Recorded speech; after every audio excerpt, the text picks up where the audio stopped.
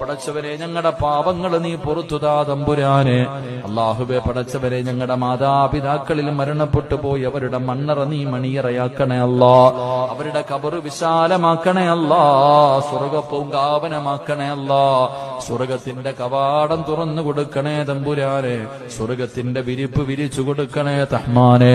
അല്ലാഹുവേ ഞങ്ങളുടെ ജീവിച്ചിരിക്കുന്ന മാതാപിതാക്കൾക്ക് നീ ആഫിയത്തും ദീർഘായുസ്സും നൽകണേ തമ്പുരാനെ.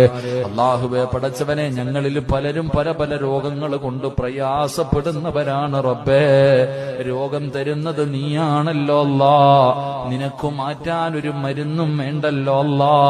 ശിഫ നൽകു റബ്ബേ, ആഫിയത്ത് നൽകു റബ്ബേ.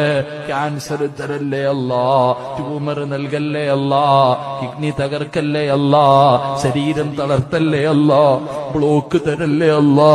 കിടന്ന കിടപ്പിൽ കിടന്നു മലമൂത്ര വിസർജനം നടത്തേണ്ട അവസ്ഥ വരുത്തല്ലേ